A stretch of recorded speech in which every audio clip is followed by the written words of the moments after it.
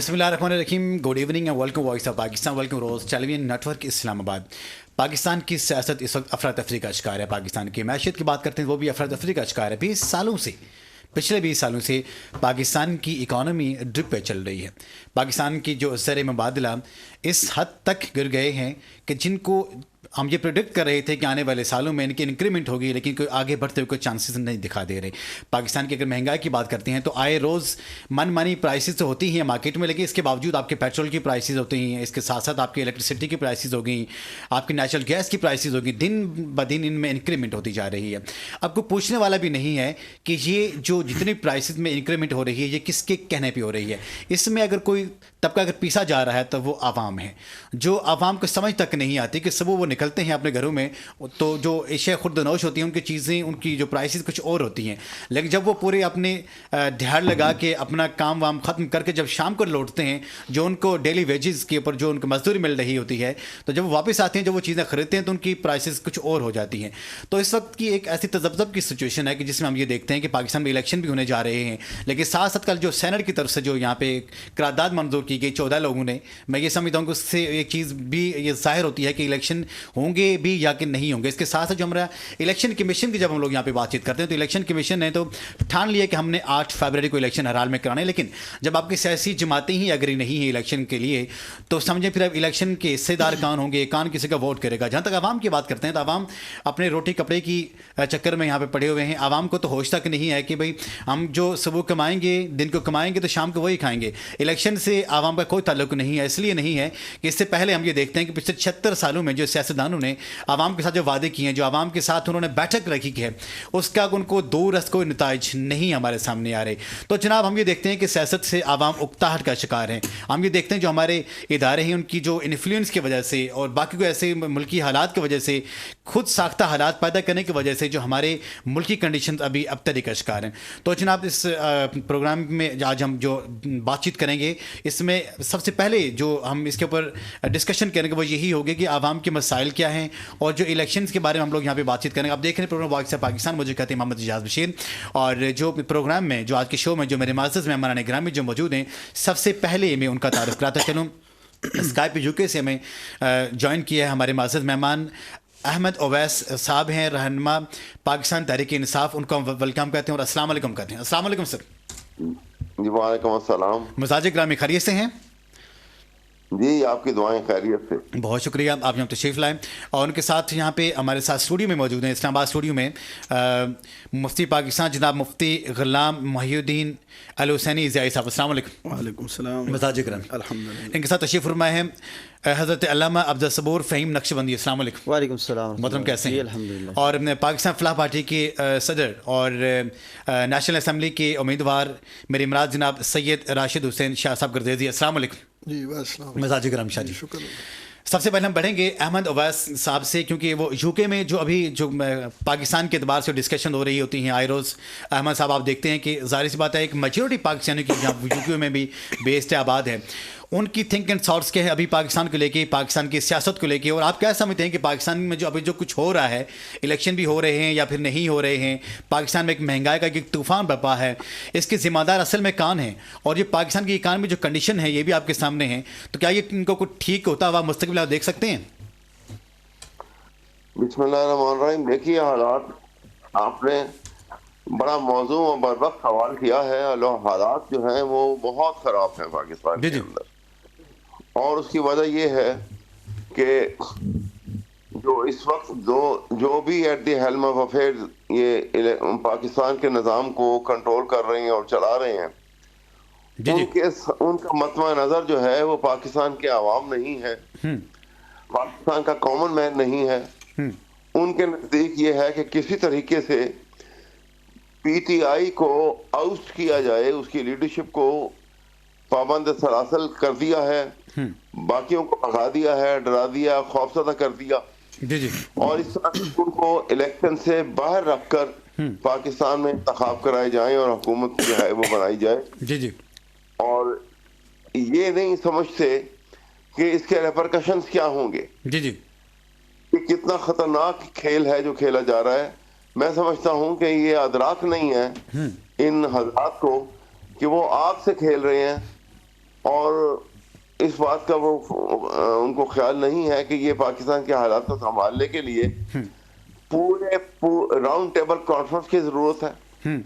اس وقت equal basis کے اوپر, ایکوالٹی کی بنیاد کے اوپر تمام سیاستدانوں کی راؤنڈ ٹیبل کانفرنس کریں اور وہاں پہ یہ فیصلہ کیا جائے اور اسٹیبلشمنٹ جو ہے وہ انشور کرے پاکستان میں فیئر, ٹرانسپیرنٹ اور فری الیکشن ہوں گے. قطع نظر کہ وہ الیکشن کون جیت جائے اور کون حکومت فارم کرے, وہی اچھی حکومت بنے گی اور وہی حکومت پاکستان کو اس کرائسس سے نکال سکے گی. اگر ایسا نہ کیا گیا تو حالات اور بد سے بدتر ہو جائیں گے. آپ دیکھیے کہ ایک پاپولر پارٹی, دیکھیے جن کنڈیشن سے بھی ووٹ آف نو کانفیڈنس ہو گیا, حکومت آ گئی, 16 مہینوں کے اندر اس پی ڈی ایم کی حکومت نے پاکستان کی اکانومی کو کہاں سے کہاں پہنچا دیا, یہ ہمارے سامنے ہے.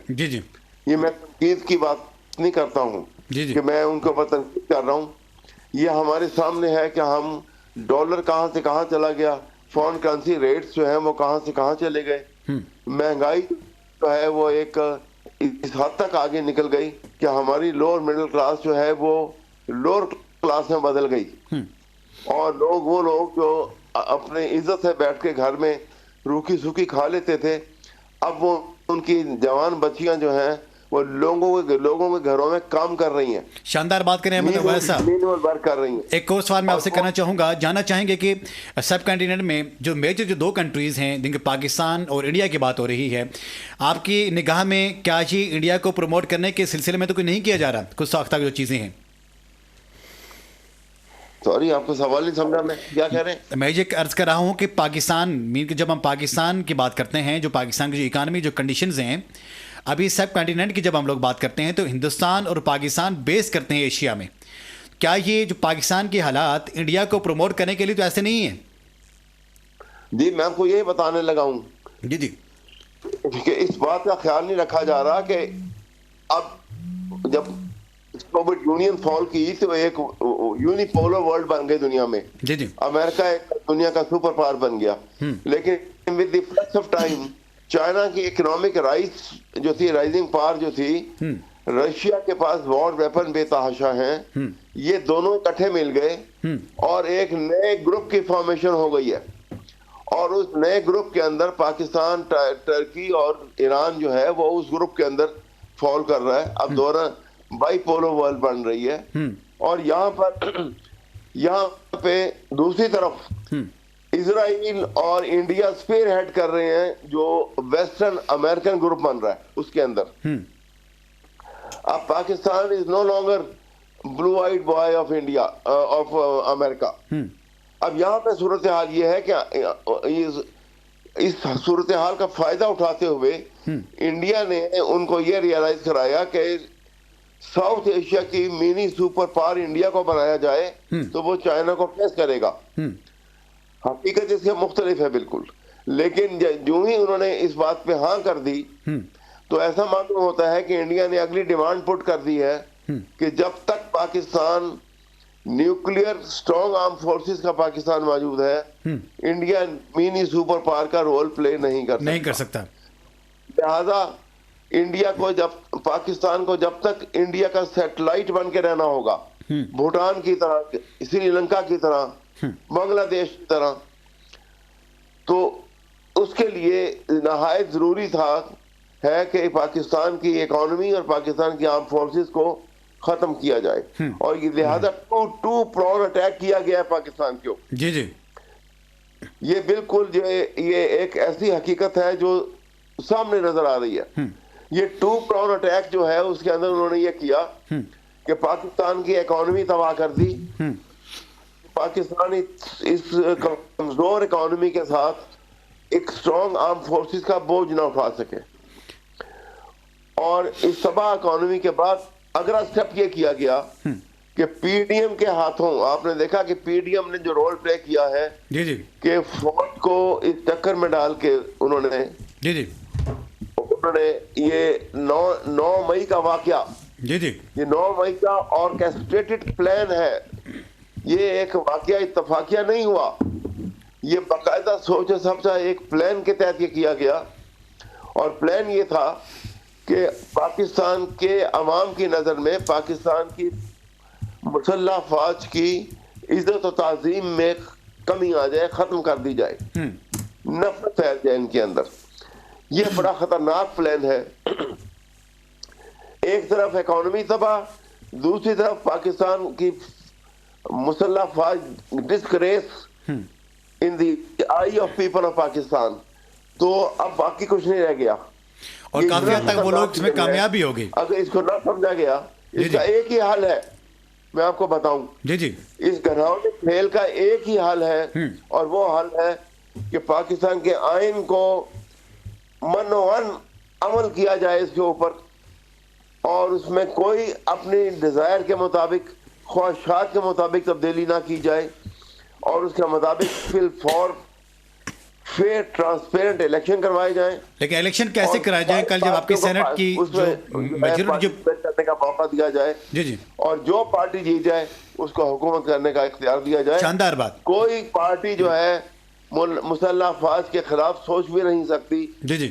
یہ دیکھیے، یہ وہ قوم ہے کہ جس قوم نے اس غربت کے باوجود اپنے منہ سے نوالا نکال کے اپنی مسلح افواج کی بجٹ کو پورا کیا ہے۔ بالکل، لہذا یہ والہانہ محبت کرتے ہیں اپنی فوج کے ساتھ۔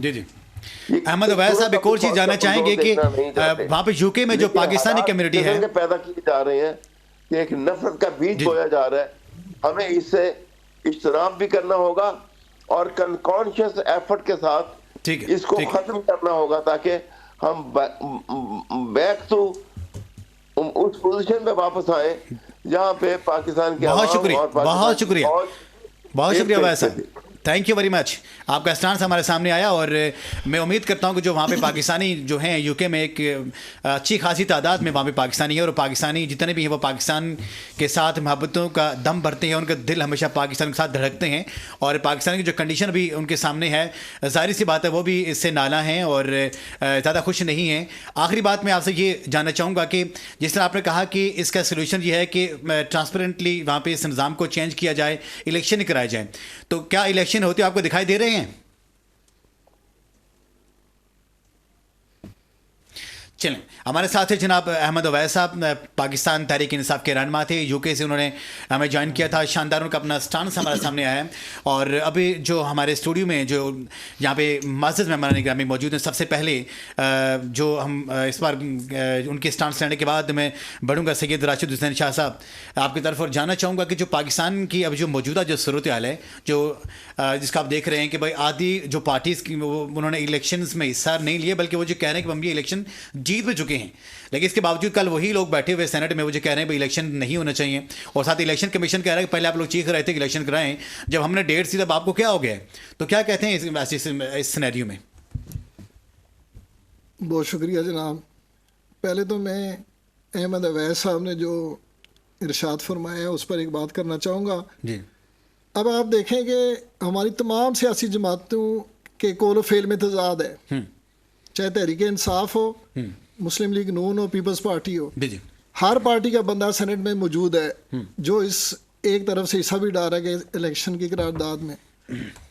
اب میں سر یہ کہنا چاہتا ہوں کہ دیکھیں جو ہمارے یو کے میں لوگ بیٹھے ہیں، باہر بیٹھے ہیں، وہ وہاں پر ایسی پوسٹیں چلا رہے ہیں، ایسے سوشل میڈیا پہ کمپین کر رہے ہیں جو پاک فوج کو کے لیے، ہمارے اپنے وطن کے لیے نقصان دہ، یعنی کہ ہم یہ ایک طرف دعویٰ کرتے ہیں اپنے ملک کے ساتھ کہ ہم ہر مشکل وقت میں ملک کے ساتھ کھڑے ہیں، آج ہم سیاسی طور پر ایک آزمائش کا شکار ہیں، تو اس میں تو کم از کم سیاسی جو مقابلے ہوتا ہے سیاسی انداز میں کریں۔ تو یہ جو ہے نا طریقہ کار جو باہر بیٹھے ہیں، اگر وہ اپنے رویے کو درست کریں گے تو اس کے اثرات یہاں پر نظر آئیں گے۔ آپ کی مراد یہ کہ عوام اور فوج کے درمیان جو نفرتیں پیدا کی جا رہی ہیں، دوریاں پیدا کی جا رہی ہیں، اس کا بند کیا جائے؟ بالکل ایسے ہی ہے۔ دوسری بات یہ کہ ساری جو جماعتیں، سارے جو لوگ ہیں، ان کے لیے میں یہ کہنا چاہوں گا، ہر جابر وقت سمجھتا ہے تھی محکم میری تدبیر بہت، پھر وقت اسے بتلاتا ہے تھی کن تیری شمشیر بہت۔ اب دیکھیں کہ تحریک انصاف جب حکومت میں تھی، پنجاب کی تیسری بڑی پارٹی کو کالعدم قرار دے دیا گیا تھا، تو تو اس وقت بھی تو ہم کہہ رہے تھے کہ بھائی جمہوری عمل کے ساتھ مقابلہ کریں, پارٹیوں کو ایلیمینیٹ کرنے والا کام نہ کریں. آج تحریک انصاف مشکل میں ہے تو پاکستان افلاح پارٹی تحریک انصاف کے ساتھ کھڑی ہے. ہم نے باقاعدہ طور پر یہ سٹیٹمنٹ دی ہے کہ ان کو پراپر طریقے سے الیکشن لڑنے دیا جائے, بلے کا نشان دیا جائے, برابری کی سطح پر مہم چلانے دی جائے, لیکن کم از کم ہمیں اپنی غلطیوں کو بھی تو ساتھ ساتھ تسلیم کرنا چاہیے کہ ہماری وجہ سے ہم اس نیچ پر پہنچے ہیں. باقی جو الیکشن کے حوالے سے قرارداد سینٹ میں پیش ہوئی ہے, میں اس کی بحیثیت سے سیاسی جماعت مذمت کرتا ہوں, اور یہ الیکشن کو ایک سبوتاژ کرنے کی سازش ہے. تو جتنے بھی جماعتوں کے لوگ اس میں شامل ہیں وہ کہتے ہیں نا انہوں نے ہماری مرضی سے نہیں کہا, ہم ان کی ویڈیو دیکھیں گے. بھائی اگر آپ کے سینیٹر نے آپ کی بغیر اجازت کے قرارداد میں حصہ ڈالا ہے تو اس کا مطلب یہ ہے کہ آپ بھی شامل ہیں. اس لیے ساری پارٹیاں اس وقت دیکھ رہی ہیں کہ ہمیں کوئی رائے فرار جہاں اختیار کرنی ہو, اس سینٹ کے قرارداد کو جواز بنا کر ہم سائڈ پہ ہو جائے. بہت شاندار گفتگو. جناب حضرت علامہ عبدالصبور فہیم نقشبندی صاحب, کیا دیکھ رہے ہیں جو پاکستانی کے ابھی جو سیاستدان ہیں یہ ایک دوسرے کے ساتھ ایسی لڑائی لڑ رہے ہیں کہ جو ایک پروفیشنلزم میں یہ سمجھتا ہوں کہ وہ اس کو ہم نگلیکٹ کرتے ہیں, لیکن جب ہم دیکھتے ہیں کہ پاکستانی جو عوام ہے یہ بھی جس طرح ان کا پہلے جو جوش جذبہ ہوتا تھا اپنے سیاسی جماعتوں کے ساتھ وہ بھی نہیں رہا. الیکشنز کے ساتھ ساتھ آپ یہ دیکھیں کہ جو اس سے پہلے جو خلفائے راشدین کا جو دور تھا اس وقت میں چناؤ ہوتا تھا, کنفرم سی بات ہے, لیکن آج بھی ہو رہا ہے کہ یہ افراتفری کس لیے ہے اور کیوں کی جا رہی ہے, کیا کہیں گے اس کے بارے میں؟ بسم اللہ الرحمن الرحیم, صلی اللہ تعالی علی حبیبہ خیر القی محمد مبارک وسلم علیہ. پروفیسر صاحب میں آپ کو مشکور ہوں کہ آپ نے اس پروگرام کے اندر مجھے مدعو کیا. دیکھیں آپ نے جو سوالات کیے, سوالات اس میں, تو انشاءاللہ میں مختصر سے وقت کے اندر اپنی جو میری رائے ہے وہ میں پیش کرتا ہوں. سب سے پہلی بات تو آپ نے کی کہ حکمران کا جو چناؤ ہے تو وہ کس طرح کیا جاتا ہے اور آج کے دور میں کس طرح کیا جا رہا ہے اور پہلے کس طرح کیا جاتا تھا. پہلے دور کو اگر دیکھا جائے یا پہلے ہم آج کے دور کو دیکھتے ہیں کہ آج کے دور میں ہم حکمران کا چناؤ کیسے کرتے ہیں. آج کل کے دور کے اندر حکمران کا چناؤ ہم اس طرح کرتے ہیں کہ اس کے پاس بینک بیلنس زیادہ ہے, بڑی گاڑی ہے, بڑا سٹیٹس ہے, تو ہم اس کو لے آتے ہیں, حکمرانی کی مسند کے اوپر بٹھا دیتے ہیں, براجمان کر دیتے ہیں, اگر چاہے وہ اس کا اہل ہے یا نہیں ہے. ہم نے اس کے سٹیٹس کو دیکھنا ہے. حالانکہ جو پہلی اب تاریخ کو دیکھا جائے تو تاریخ کے اندر حکمران کو چوز کرنے کے لیے اس کے تقوی کو دیکھا جاتا تھا, اس کی ذات کو دیکھا جاتا تھا کہ یہ لوگوں کا خیال رکھے گا یا نہیں رکھے گا, یہ لوگوں کے ساتھ انصاف برتے گا یا نہیں برتے گا, یہ لوگوں اور رعایا کا خیال رکھے گا اور ان کے حقوق کا خیال رکھے گا, ان کے حقوق کی پاسداری کرے گا یا نہیں کرے گا. تو آج کل کے دور کے اندر ایک تو وہ چیز بالکل چینج ہو گئی. ہم نے وہ اپنی سیاست اور اپنی دوستیاں یاریاں لا کر ہم نے لوگوں کو اوپر لا دیا جو کہ سراسر نااہل ہیں, ایک بات. اور دوسری بات یہ ہے کہ آپ نے بات کی کہ عوام کا جو جوش ہوا کرتا تھا اپنے لیڈر کے ساتھ اور اس کے ساتھ کمپین میں بھی چلنا, اور جب وہ جیت جائے تو وہ خوشی اور منادی کرنا, اور ہار جائے تو اس کو مزید سپورٹ کرنا, اس کو دلاسا دینا, سہارا دینا. تو آج وہ جوش و جذبہ کیوں نہیں رہا؟ تو اس کی وجہ یہ ہے, اس کی وجہ یہ ہے کہ آج کل کے دور کے اندر وہ جیسے پہلے بھی احمد سعید صاحب بات کر رہے تھے, ہمارے جو پینل کے اندر یہاں مہمان بیٹھے ہیں یہ بھی بات کر رہے تھے کہ آج کل جو حکمران ہیں اس کے اندر اب رعایا کو ڈرا دیا گیا ہے. اب لوگوں کے حقوق کو جیسے غصب کیا جا رہا ہے. اب دیکھیں کہ ہمارے پاکستان کے اندر کس کو حقوق مل رہے ہیں. اب وہ بڑا خوبصورت جملہ ہے نا کہ مرغی کو بازیاب کروانے کے لیے بھینس کی قربانی دی جا رہی ہے.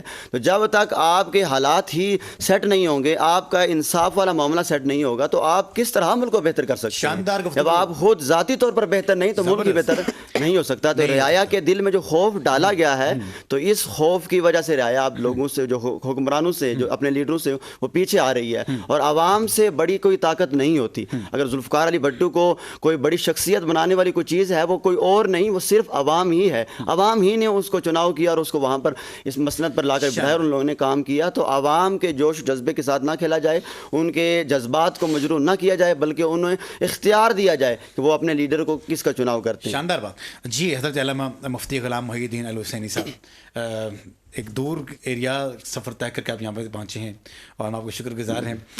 جو پچھلے 1.5 سال سے یا 2 سال سے ہم دیکھ رہے ہیں کہ جو سیاسی جماعتوں میں سیاستدان جو ہمارے لیڈران ان کے درمیان جو رسہ کشی جاری ہے, اس میں جو پیچھے جا رہے ہیں وہ ہمارے عوام ہیں, غریب لوگ ہیں.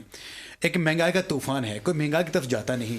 ان کو اپنے جو سیاست چمکانے کے لیے, اقتدار میں آنے کے لیے طرح طرح کے گالم گلوچ, اور اس کے ساتھ ساتھ یہ دیکھتے ہیں کہ اپنے انٹرسٹ میں باتیں کرنا، عوام کے پیسے پش ڈالنا، یہ کھیل جاری ہے. لیکن عوام کے مسائل جو اصل ہیں اس کے اوپر کوئی بات کرنے کو تیاری نہیں ہے. تو کیا کہیں گے ایسی صورتحال میں؟ بہت شکریہ پروفیسر اعجاز بشیر صاحب، آپ کا، آپ کی ٹیم کا.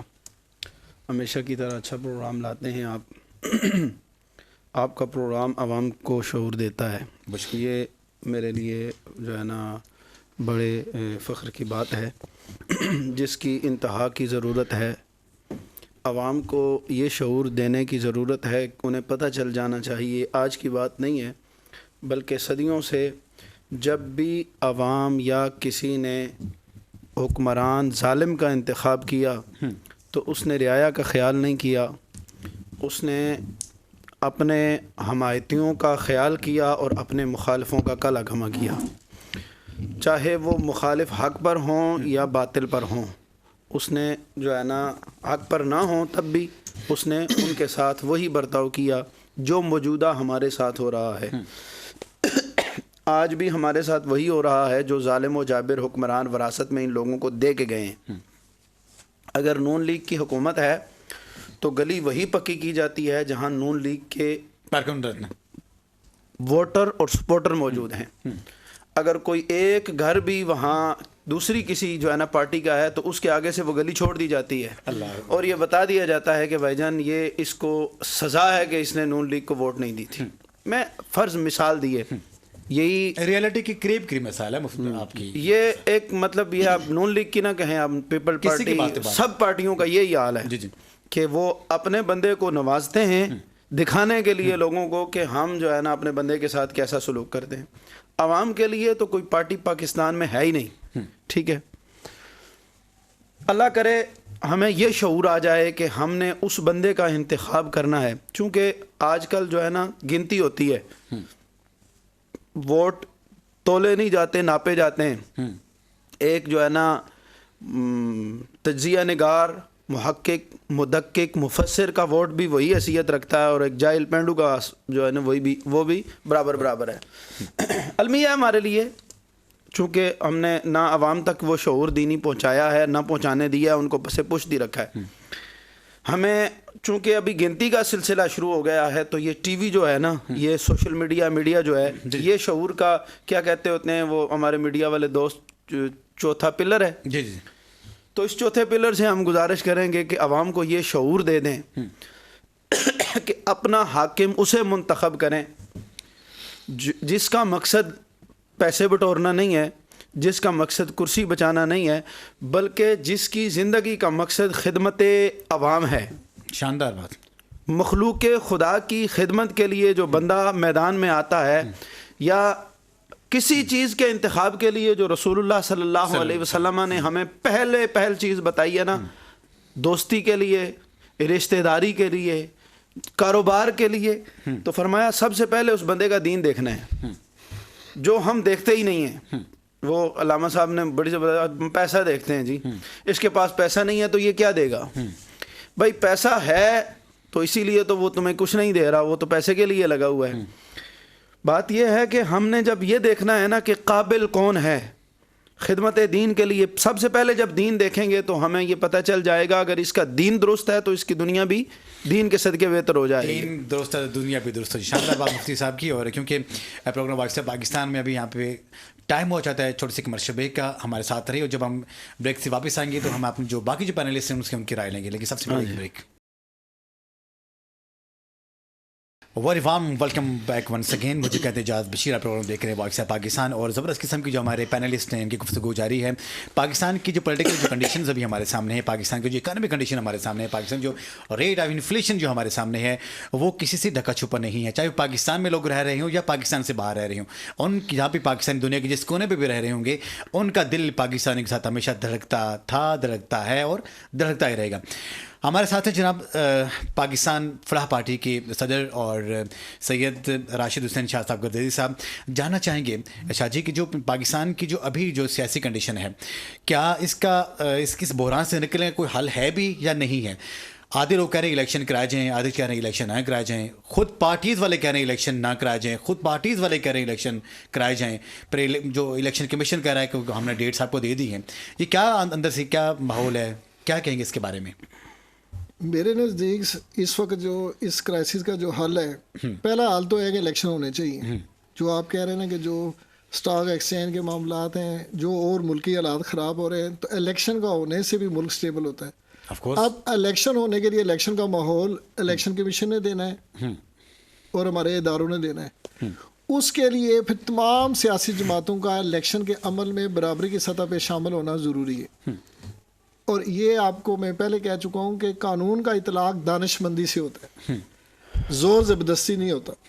آپ اگر بلوچستان میں جو ہتھیار اٹھانے والے کے لیے عام معافی کا اعلان کرتے ہیں اور ان کو کہتے ہیں جو ہتھیار چھوڑ دے, کچے کے علاقے میں بیٹھے ہوئے لوگوں کے لیے آپ کہتے ہیں کہ جی ہتھیار چھوڑ دیں, اور جو ایک نئی زندگی شروع کرنا چاہتا ہے اور ریاست اس کو موقع دے رہی ہے, تو وہاں آپ کر رہے ہیں.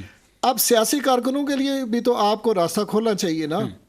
آپ دیکھیں یعنی کہ لوگ آپ کے ہر پارٹی میں مخلص ہیں اور دوسری طرف مفاد پرست بھی ہر پارٹی میں موجود ہیں. اس بات کو سمجھیں, پارٹی کوئی بری نہیں ہے, اس لیے تمام پارٹیوں کو ملائیں, یہ ان کو بٹھا کر الیکشن کے اوپر ابہام کو ختم کریں, اور الیکشن جب بھرپور طریقے سے ہوں گے, آپ دیکھیے گا ہم اپنے بھی رویوں کو بدلیں نا. ہمارا دیکھیں پرانا ریکارڈ کیا ہے, جو بھی آتا ہے ہم اس کو نہیں مانتے. ہم یہ یقین کر لیں کہ جو بھی آئے پہلے آپ جتنا بھی بولنا ہے وہ بول لیں, ایک بار جو منتخب ہو جائے آپ کو اس کو تسلیم کرنا پڑے گا. چونکہ یہ ہماری جو الیکشن کا نظام ہے نا, اس پر ایک جو خامی میں پہلے بھی آپ کو بتا چکا ہوں, جیسے میں پہلے عرض کر چکا ہوں کہ جمہوریت ایک طرز حکومت ہے کہ جس میں بندوں کو گنا کرتے ہیں, تولا نہیں کرتے. تو اس کے بارے میں اقبال نے کہا تمہاری تہذیب آپ اپنے خنجر سے خودکشی کرے گی, جو شاخ نازک پہ آشیانہ بنے گا ناپائیدار ہوگا. تو یہ ہم اصل میں یہ جو نظام ہم نے بنایا ہے ایک شاخ نازک پہ ہے, اس پر ہم ایسے ہی رہیں گے. آئیڈیل صورتحال اس کی کبھی نہیں ہو سکتی, لیکن جو ممکنہ صورت ہے, چونکہ ہمارے پاس کوئی دوسرا نظام ابھی دستیاب نہیں ہے, ہم نے ابھی اسلام کا صرف ہم نام لے رہے ہیں, اس نظام کو ہم اپلائی نہیں کر رہے. اسلام میں پڑھا لکھا و جاہل برابر نہیں ہے. ووٹ جو ہے نا صاحب الرائے کا ہوتا ہے, ہر ایک کا نہیں ہوتا. عمر کا پیمانہ بدلنا ہوگا. ووٹ کے لیے جو ہے نا ہمیں ایک ووٹ کی ویلیو مقرر کرنی ہوگی. بہت پیاری بات, بہت شاندار گفتگو یہاں پہ سید راشد حسین شاہ صاحب کی, کہ ووٹ کا بھی ایک اپنا لیول ہوتا ہے, اپنا پیمانہ ہوتا ہے. اب ایک صاحب رائے کی ووٹ کی حیثیت الگ سی ہوگی, ووٹ کو عزت اور ووٹ کو عزت دو, اور اس کے ساتھ ساتھ جو ایک عام جاہل آدمی ہوگا اس کی ووٹ کی عزت کچھ اور ہوگی. ایک پڑھا لکھا جو اس کا جو ووٹ ہوگا وہ کسی اور سمت میں جائے گا, اور ایک لے مین جس کے بارے میں ہم لوگ یہاں پہ بات چیت کرتے ہیں تو اس کی رائے الگ سی ہوگی. جب اسلام نے ہمیں یہ پیمانہ دے دیا کہ ایک ان پڑھ اور جاہل برابر نہیں ہو سکتے, پھر ووٹ کی اس کاسٹ کو ہم یہ دیکھتے ہیں کہ پھر وہاں سے جب اسلام جو ہمیں مانا کرتا پھر یہاں پہ وہ ایک دوسرے کے برابر کیسے ہو سکتے ہیں. تو جناب حضرت علامہ عبدالصبور فہیم نقشبندی صاحب, ووٹ اور عوام, اب عوام کے حق میں یہ ہے کہ عوام ووٹ دے کے جو نمائندگان کی وہاں پہ سلیکشن کرتے ہیں, لیکن وہ کون سی عوام ہوں گے؟ کیا ایک بریانی کے پلیٹ اور ایک نان کے بکنے والے عوام ہوں گے, یا ایک 2-2 ہزار پہ لے کے ووٹ دینے والے لوگ ہوں گے, یا وہ لوگ ہوں گے جو اس چاہے گن پوائنٹ کے اوپر رکھ دیا جائے کہ وہ ووٹ نہیں کرتے, کہ جس کا ان کا ضمیر نہ مانتا ہو؟ دیکھیں بہت خوبصورت آپ نے سوال کیا, اور عصر موجود کے اندر یہی چل رہا ہے جو آپ نے بات کی, کہ ہماری آپ نے بات کی ہے کہ ایک ووٹ 2000 نہیں بلکہ 5000 پر پوری فیملی بک رہی ہے. وہ فیملی پیکج دے دیتے ہیں 5000 کے اوپر, کہ آپ یہ 5000 روپے ہمیں دیں تو پوری فیملی کا پیکج دیتے ہیں. تو جب آپ کا ووٹ اس کی حیثیت چند ٹکے ہو جائے گی تو پھر بتائیں کہ وہ آپ کا ووٹ کس کام کا. اور یاد رکھیں کہ ووٹ بھی ایک امانت ہے, آپ جس کو دے رہے ہیں اگر وہ بندہ نااہل ہے اور اس بندے نے آپ کے ووٹ کی بنا کے اوپر جا کر جب اس کو سلطنت ملی یا اس کو اختیارات جب اس کو ملے تو اس نے ان اختیارات کا مس یوز کیا, غلط استعمال کیا, اور یقیناً آپ کے ووٹ کی بنا پر اوپر گیا تو اس کا نقصان بھی آپ کو ہوگا. یہ بات ہم مت بھولیں اس بات کو کہ ہم اس شخص کا چناؤ کر رہے ہیں, 20 لوگوں میں سے ایک کو منتخب کر رہے ہیں اپنے ووٹ کی بنا پر. تو آپ کا ووٹ حیثیت رکھتا ہے تب رکھے گا جب آپ اپنے ووٹ کو حیثیت دار سمجھیں گے. ہم تو اپنے ووٹ کی حیثیت سمجھتے ہی نہیں ہیں. تو بڑی خوبصورت بات پینل میں چل رہی ہے کہ ووٹ ایک مزدور دیہڑی دار ہے یا جاہل ان پڑھ شخص ہے اس کا ووٹ بھی اور ایک پڑھے لکھے شخص کا ووٹ بھی برابر ہے. حالانکہ ایسے نہیں ہونا چاہیے. پڑھے لکھے لوگ باشعور لوگ ہیں, ان کا ووٹ الگ سے ہونا چاہیے.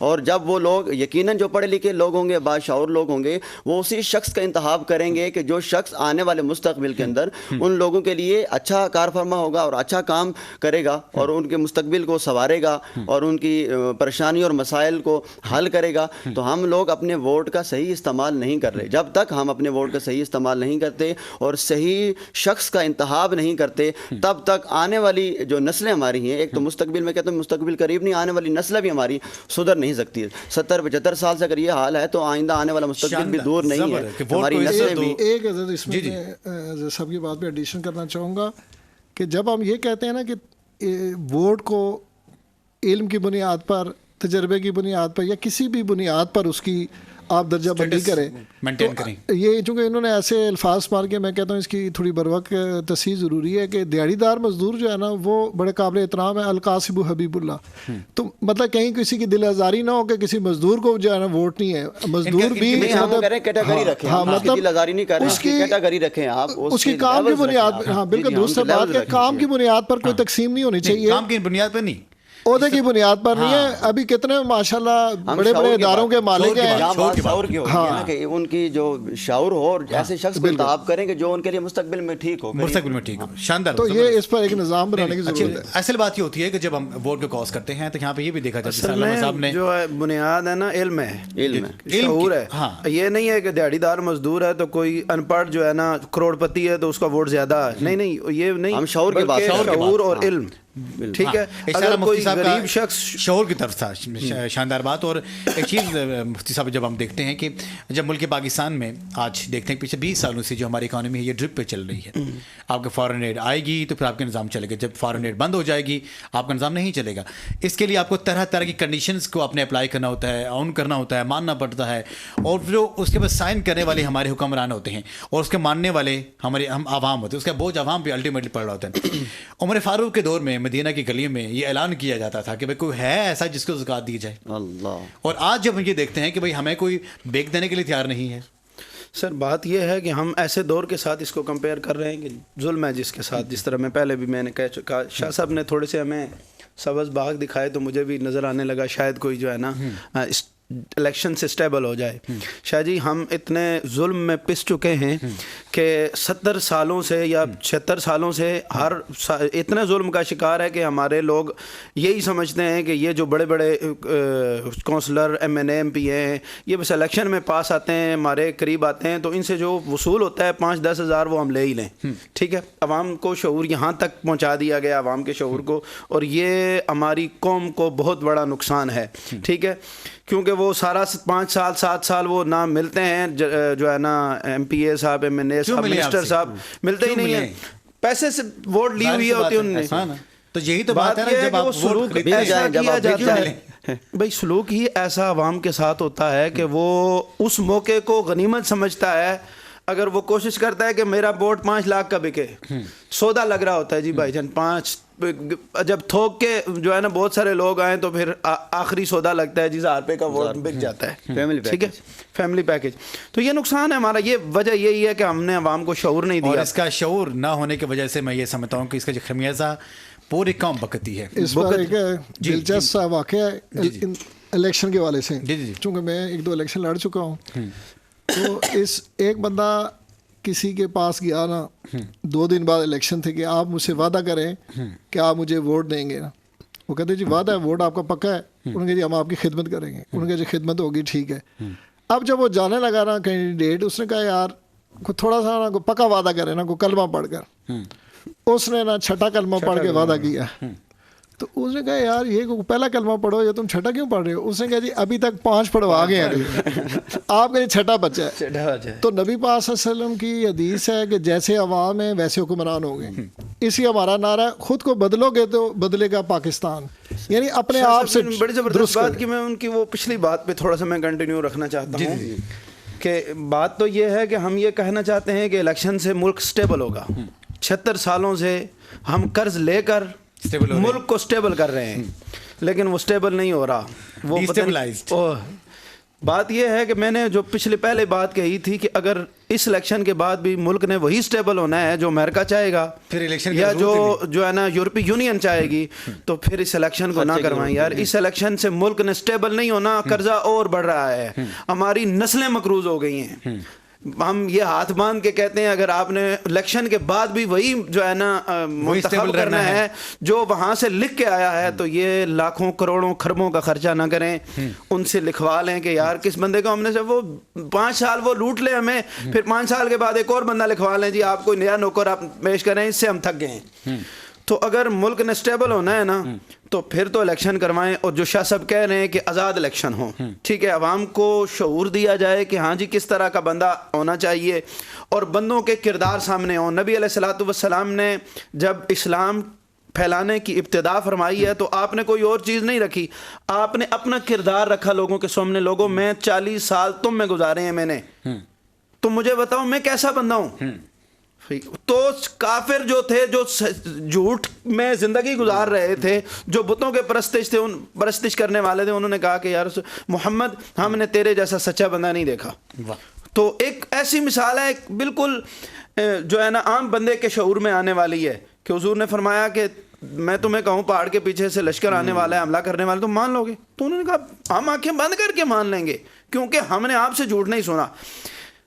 آپ اس لیول کے سچے ہیں. آپ نے فرمایا تم دیکھو تمہیں کوئی نظر نہ آئے تو پھر. تو انہوں نے کہا کہ ہم کہیں گے کہ ہماری آنکھیں اندھی ہو گئی ہیں، محمد کی زبان سے جھوٹ نہیں نکل سکتا. جب اس درجے کا کوئی سچا بندہ جو ہے نا اسے سپورٹ کیا جائے یا اسے آگے لایا جائے نا تو وہ یقیناً عوام کے بھلے کے لیے سوچے گا. پھر جب کسی جو ہے نا گلی میں یا کسی گھر میں کوئی بچہ روئے گا، جب کوئی یتیم اپنے والد کے سائے کے لیے ترسے گا، تو آمنہ کے لال اس کے سر پر اپنا سائے شفقت رکھ کے کہیں گے بیٹا کیا تو اس بات پہ خوش نہیں ہوتا؟ تیرا باپ تو غزوہ میں شہید ہوا ہے، تو خوش نہیں ہوتا کہ تیرا باپ محمد بن جائے، تیری ماں عائشہ بن جائے، تیری بہن فاطمہ بن جائے. تو جب ایسے سچے لوگ آئیں گے نا، رسول اللہ کی سیرت پہ چلنے والے، ہم ان کا تو جو ہے نا مثل تو کائنات میں ہے ہی نہیں نا، لیکن رسول اللہ کی جب ایسے لوگوں کا انتخاب کریں گے نا، پھر آپ کو یہ نہیں کہنا پڑے گا کہ میری گلی پکی کر دو، پھر آپ کو یہ نہیں کہنا پڑے گا کہ میں بھوکا ہوں میرے بچے بھوکے ہیں. پھر بھوک ہڑتال کرنے والا نہیں ہوگا، پھر وہ حاکم جو ہے نا اپنے محل میں یا اپنے جو ہے نا جس مکان میں رہ رہا ہوگا نا، تم سوئے ہوگے وہ تڑپ رہا ہوگا یار میری رعایا میں کوئی بندہ تڑپ نہ جائے، کوئی بھوکا نہ رہ جائے. ٹھیک ہے، اس لیے ہم یہ چاہتے ہیں کہ الیکشن اگر ہونے ہیں تو وہ الیکشن کروائیں.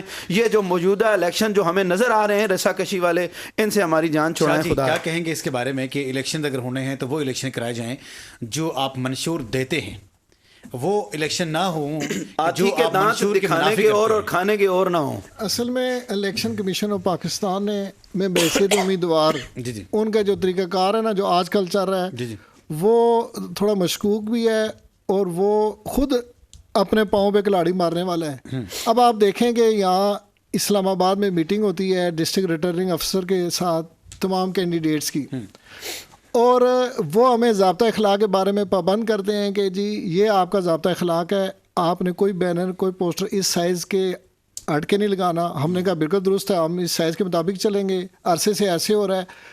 آپ نے کہا جی کہ ہم الیکشن کمیشن کا یہ فیصلہ ہے ضابطہ اخلاق میں کہ آپ پینا فلیکس نہیں لگا سکتے، یہ جو پرنٹنگ ہے انوائرمنٹ کے لیے اچھی نہیں ہے. ہم نے کہا جی یہ تو بہت اچھی بات ہے، ہم کپڑے کے بینر پہ جائیں گے. ساری باتیں ہم تو مان رہے ہیں، لیکن انہوں نے کہا نہیں ابھی آپ رکیں، آپ نے جتنے بھی بینر لگانے ہیں، چاہے پوسٹر لگانا ہے، سٹیکر لگانا ہے یا بینر لگانا ہے جو عوام دیکھے، چاہے آپ کے اپنے گھر میں لگا ہے یا کسی آپ کے دوست کی پراپرٹی پہ لگا ہے، آپ کو بلدیہ سے ٹیکس دے کے وہ منظور کرانا ہوگا. سبحان اللہ. اب آپ دیکھیں یہ تاریخ میں کبھی نہیں ہوا. سبحان اللہ بنتی ہے. اچھا وہ ساتھ بیٹھا ہوا تھا بلدیہ کا، انہوں نے وہ بٹھایا ہوا تھا آفیسر، اچھا یہ جنہوں نے NOC لینا ہے اس کے ٹیکس دے کر کہ 100 میں نے بینر لگانے ہیں 500 لگانے ہیں، وہ آپ کو یہ ڈیل کریں گے. میں نے کہا جی ایک بینر کا ریٹ بتائیں. انہوں نے کہا جی ہم 15 دن کے لیے آپ کو اجازت دیں گے، آپ کسی بھی علاقے میں بینر لگائیں گے 600 روپیہ ایک بینر کا ریٹ ہے، چاہے وہ 3x2 کا ہے یا 5x9 کا ہے یا آپ کا ایک چھوٹا سا سٹیکر ہے پوسٹر ہے. تو میں نے ان کو کہا کہ ایک مہینہ ایک بینر ہم اگر لگاتے ہیں اور اس پر ایک عام آدمی بھی نا اگر اپنی اس این اے کے حلقے میں تشہیر کرے 2500 وہ بینر بنائے، حالانکہ وہ اونٹ کے منہ میں زیرہ ہے، تو وہ صرف فیس دے گا نا، جینون فیس دے گا، وہ 30 لاکھ روپے بنتی ہے، اسی سے وہ نااہل ہو جائے گا۔ آئے کہاں سے؟ نا وہ اس لیے نااہل ہوگا کہ الیکشن میں جو اخراجات کرنے کی لمٹ ہے وہ کراس ہو جائے گی، کیونکہ اس فیس بھی تو پہلے بھری ہے، اپنی لسٹیں بھی اس نے لینی ہے۔ مقصد یہ ہے کہ یہ قانون کبھی نہیں تھا جو آج اور باقاعدہ طور پر پولیس والوں کو ساتھ بٹھایا ہوا، ایس ایس پی آپریشن ساتھ بیٹھے ہوئے، انہوں نے کہا جی کہ ہم اس کے خلاف ایکشن لیں گے، ہم یہ کریں گے۔ ہم نے کہا یار اس طرح تو آپ میں وہ ہراساں کر رہے ہیں۔ تو میں نے پھر کمپلینٹ سیل میں اپلیکیشن باقاعدہ لکھ کے جمع کرائی ہے، اس کا میں آپ کو ریکارڈ دے سکتا ہوں۔ چیف الیکشن کمشنر کو میں نے درخواست دی ہے، ویب سائٹ پہ جو ان کا پورٹل ہے، ابھی تک مجھ سے الیکشن کمیشن نے کوئی رابطہ نہیں کیا۔ مطلب یہ ہے کہ الیکشن کمیشن، وہی آپ کہہ رہے ہیں کہ انتخابات کو کرانے میں سنجیدہ ہے تو کینڈیڈیٹس کو آسانی دے، اور الیکشن کا کوئی ماحول تو بننے دے۔ لوگوں کو یقین اس لیے نہیں آ رہا کہ آپ نے ان کو کہہ دیا جی وہ اپروول کرائے، تو ایک کینڈیڈیٹ کیسے اپروول کرائے گا اور کیسے وہ اپنا پیغام پہنچائے گا؟ تو ہم نے تو کہتے ہیں کہ اس پیغام کو عام کرنا ہے، لیکن الیکشن کمیشن نظر ثانی کرے۔ شاہ جی نے بہت زبردست بات کی کہ الیکشن کمیشن اگر سنسیئر ہے الیکشن کرانے میں، سر بات یہ ہے کہ نظام کو آسان کرنا بڑا، میں کہنا چاہتا ہوں الیکشن کمیشن میں بھی پارٹیوں کے لوگ ہیں کہ نہیں ہیں؟ ساری میں کہتا ہوں الیکشن کمیشن میں کسی پارٹی کا بندہ نہیں ہونا چاہیے۔ آپ کیا کہتے ہیں کہ پھر خلائی مخلوق ہر جگہ؟ نہیں بھائی، وہ بھی میں کہتا ہوں وہی ہو جائے تو کم از کم اتنا کسی پارٹی کا بندہ جب ہوگا نا، اس خلائی مخلوق میں بھی پارٹیوں کے بندے موجود ہیں۔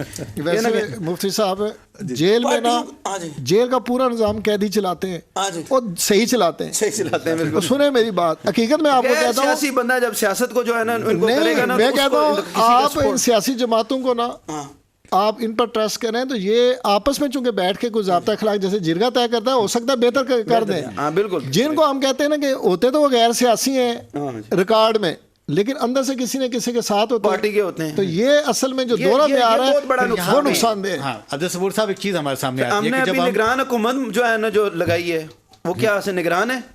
وہ بھی ایک پارٹی کی، آپ ٹھیک ہے، وہ نگران ہی ہے نا، ان کو کوئی نگرانی کر رہا ہے، ان کی نگرانی نہیں، وہ کسی کی نگرانی میں ہے، وہ نہیں نگران، وہ کسی کی نگرانی میں۔ علامہ صاحب دیکھیں، بڑی خوبصورت ہماری یہاں ڈیبیٹ چل رہی ہے کہ ہمارے الیکشن جو ہیں وہ کہاں تک پہنچے۔ ابھی ہم وہ پڑھ رہے تھے سینٹ میں جو قرارداد منظور ہو گئی ہے تقریباً، جو پیش کی گئی کہ الیکشن ملتوی ہونی چاہیے۔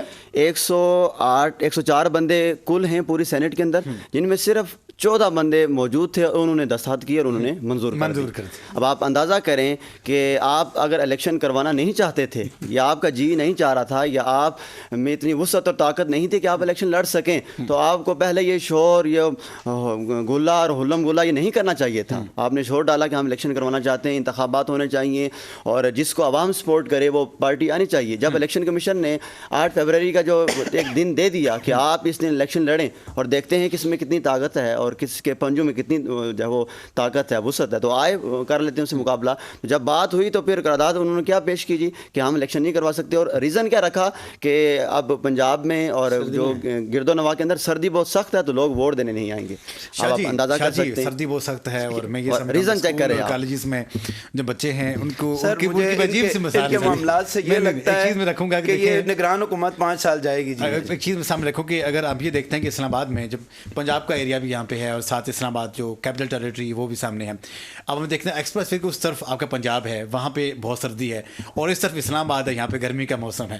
میں کہ یہاں پہ آپ نے اسکول اور کالجز میں چھٹی کی بات کرتے ہیں تو آپ کا پنجاب کا ایریا جو ہے راولپنڈی کا سارا بند پڑا ہوا ہے، وہاں پہ سردیاں ہو رہی ہیں، اور اسلام آباد یہاں پہ تمام اسکول اور کالجز اوپن ہیں کیونکہ یہاں پہ گرمی کا موسم ہے۔ آپ یہ بھی تعین نہیں کر سکتے آپ ایک ہی ایٹماسفیئر میں ہیں، ایک ہی خطے میں رہتے ہیں، اگر آپ اس چیز کا تعین نہیں کر سکتے، میں یہ سمجھتا ہوں کہ آپ کو اس قدر ترقی کے بعد جو آپ کی اہلی ہے، جو آپ کے نااہلی ہے، وہ پھر آپ کے سامنے ہے کہ آپ کس ڈگر پہ دیکھتے ہیں اپنے آپ کو۔ اس وقت مرحوم رحمان ملک یاد آ رہے ہیں، یہاں پر ایک دھرنا تھا تو ہمارے ایک بزرگ اس میں احتجاج کر رہے تھے، عالم دین باہر سے آئے تھے، تو وہ پہلے سخت سردیوں میں آئے تھے نا، تو اس وقت وہ دھرنے میں موجود تھے۔ پھر جو ہے نا اگلی بار سخت گرمیوں میں جون میں انہوں نے احتجاج رکھا، لیکن انہوں نے جو اپنا لباس تھا نا، وہ جو کیپ ہے، جیسے ابھی سردیوں میں میں نے یہ پہنی ہے تو جون میں بھی یہ پہن کے آؤں، تو رحمان ملک نے تبصرہ کیا تھا کہ یار یہ تو نہ پاکستان کے آئین کو مانتے ہیں نہ پاکستان کے موسموں کو مانتے ہیں. تو بات یہ ہے کہ ہم دیکھیں ہم نے موسموں کو بھی جو ہے نا گویا کہ تقسیم کر دیا ہے کہ جی ادھر سردی ہے ادھر نہیں ہے. کشمیر جو ٹھنڈا علاقہ ہے وہاں سردیاں ابھی ادھر چھٹیاں نہیں ہوئی جب یہاں ہو رہی تھی. مقصد جہاں اس لیے میں سمجھتا ہوں سردی گرمی جو ہے نا یہ ایک بہانے ہوتے ہیں, کوئی رکاوٹ نہیں ہوتی. آپ کو چھٹی کرنی ہے آپ کو کوئی بہانہ لگانا ہے. اسلام میں چھٹی کا کنسپٹ نہیں ہے. ہر لہجہ ہے مومن کی نئی آن نئی شان. بس بات یہ ہے کہ آپ نے اگر اپنے ملک کو آگے لے کے جانا ہے تو سردی کا بہانہ نہ بنائے. سردی میں مزدور اگر کام کر رہے ہیں, سردی میں ہمارے گھروں کے نظام چل رہے ہیں, سب معمولات زندگی چل رہے ہیں, تو ووٹ دینا کون سا مشکل کام ہے. اس لیے اس کو آپ کو بہانہ نہیں ہونا چاہیے. سردی میں عوام پیغام کا کیا دینا چاہ رہے ہیں کہ بھائی جو آپ کی پارٹی کا جو سٹانس ہے وہ کیا ہے عوام کے سامنے, کہ بھائی آپ کیا چینجز جو دیکھتے ہیں کہ کیا ریفارمز آپ لانا چاہ رہے ہیں؟ میں ابھی چونکہ پہلے بات ہو رہی تھی کہ جی لوگ وسائل کو دیکھتے ہیں, گاڑیوں کو دیکھتے ہیں. میں یہ کہتا ہوں کہ یہ جو ہم نے بنایا ہوا نا کہ جی یہ لوور مڈل کلاس ہے, یہ مڈل کلاس ہے, کوئی کلاس نہیں ہوتی. انسان کی ایک سوچ ہوتی ہے. اپنے آپ کو ایک تو یہ ہے کہ خود ڈی ویلیو نہ کریں. لقد خلقنا الانسان فی احسن تقویم کا مطلب کیا ہے کہ اللہ نے ہر بندے کو دی بیسٹ بنایا ہے. یعنی کہ اسی خالق کائنات نے جنہیں اقبال کو بنایا, قائد اعظم کو بنایا, بڑے بڑے سیاسی رہنماؤں کو بنایا, ہمیں بنایا, تو اپنے آپ کو کم تر نہ سمجھیں. میرے پاس زیادہ وسائل نہیں لیکن میں نے اپنے بروشر بنوا لیے. میں نے کہا یار یہ میں ہر بندے تک خود پہنچاؤں گا. مجھے اس سے کوئی سروکار نہیں ہے کہ میرے ساتھ گاڑیاں نہیں ہیں, میرے ساتھ زیادہ بندے نہیں ہیں. میں نے اب رات کو بھی مہم شروع کیا, رات دیر تک میں ایک ایک بندے کے پاس جاتا رہا, اس کو اپنا پیغام دیا. میں کہا جی یہ میرا پیغام ہے, آپ اس کو پڑھیں, آپ ہمارے جو بحری جہاز ہے اس کو نشان کو یاد رکھیں. اب پیغام تو ہم دے رہے ہیں, ہمارے لوگ انتظار کر رہے ہیں کہ کوئی ہمیں پکڑ کے سیٹ پہ بٹھا دے. جو جد و جہد ہوتی ہے اس عمل پر لوگ یقین نہیں کرتے. ہر بندہ انتظار ہے کہ کوئی دھکا لگ جائے. میں کہتا ہوں کہ اپنے یقین پیدا کرے, غافل کے مغلوب گماں تو ہے, اپنے اندر یقین پیدا کریں. تو آپ دیکھیے گا کہ جو آپ سوچتے ہیں ویسے ہی ہوگا. آپ اچھا سوچیں گے تو نتائج اچھے نکلیں. تمام کی تمام تبدیلیاں, تمام کے تمام فیصلے انسان کے دماغ میں موجود ہوتے ہیں, لیکن انسان کو دکھائی کچھ نہیں دے رہا. انسان کی مثال اس شمع کی مانند ہے کہ جو اجالا تو سب کو دے رہی ہوتی ہے لیکن اس کے نیچے ہمیشہ اندھیرا ہوتا ہے. ہم بس تھوڑے سے اندھیرے سے ڈر جاتے ہیں. ہم یہ نہیں دیکھتے کہ ہماری آنکھوں کی جو روشنی ہے, جو اللہ تعالیٰ نے جو بینائی عطا فرمائی ہے, یہ پوری کائناتی تاثیر کر سکتی ہے. لیکن جب ہم اس کے عکس کے پابند میں چلے جاتے ہیں تو پھر ہمیں بہت سی ایسے تغیرات ہمارے سامنے آتے ہیں جو وقت کے ساتھ اپنے تغیر بدلتے رہتے ہیں. لیکن جب ہم اپنی سیاست کی بات کرتے ہیں, ملک کی بات کرتے ہیں, تو دو چیزیں ہمارے سامنے آتی ہیں. پہلی چیز بھی آتی ہے کہ ہمیں صحیح طرح سے پچھلے 76 ایئر میں اپنا حقوق لینے کے لیے وہ طریقہ نہیں آیا. ہم نے وہ نمائندے منتخب کیے نہیں ہیں. ہمارے سوچوں پہ بھی پیرا ہے, ہمارے باتوں پہ بھی پیرا ہے, ہمارے لکھنے پہ بھی پیرا ہے, اور ہمارے ایک عمل پہ اگر کسی کا پیرا ہو تو ہم یہ کیسے سوچ سکتے ہیں کہ اتنے پیروں کے باوجود, زنجیروں کے باوجود, اتنے غلامی زنجیروں کے باوجود ہم کیسے آزاد ہو سکتے ہیں. کہنے کو تو ہم آزاد ہیں لیکن ایکچولی معنوں میں ہم آزاد نہیں ہیں. اور اس وقت تک ملک پاکستان کی ترقی کا تصور بھی پیدا نہیں ہو سکتا جب تک اگر آپ کو جو حقیقی جو غلامی ہے اس سے آزاد نہیں کرایا جائے گا. اور حقیقی جو غلامی یہ کیا ہے, وہ یہی غلامی ہے جو انسان کے ذہنوں کی غلامی ہوتی ہے, انسان کے دلوں کی غلامی ہوتی ہے. تو جناب پروگرام آہستہ پاکستان کا وقت ختم ہوا چاہتا ہے, اور میں بہت ہی شکر گزار ہوں احمد اویس صاحب کا, رہنما پاکستان تحریک انصاف یو کے سے. انہوں نے ہمیں جوائن کیا تھا یہاں پہ, زبردست قسم کے آپ نے اپنا سٹانس پیش کیا, بہت بہت شکریہ. مفتی غلام محی الدین الحسینی زیائی صاحب, آپ شاندار انداز سے آپ نے اپنا موقف بیان کیا, بہت بہت شکریہ. اور حضرت علامہ عبد الصبور فہیم نقشبندی صاحب, جاندار, آپ نے اپنا موقف پیش کیا, بہت بہت شکریہ. اور پاکستان فلاح پارٹی کے صدر جناب سید راشد حسین شاہ جی کرزیزی ہمارے ساتھ تھے, آپ نے یہاں پہ جاندار انداز سے اپنی پارٹی کی ترجمان کی, بہت بہت شکریہ. محمد اجاز بشیر کو اس پیغام کے ساتھ اجازت دیجیے, جب اپنا ووٹ دیجیے تو رب کریم کی ذات کو محل خاطر رکھ کے دیجیے, کیونکہ کل قیامت دن اس کی بھی آپ سے بات پوچھ کی جائے گی. السلام علیکم ورحمۃ اللہ وبرکاتہ.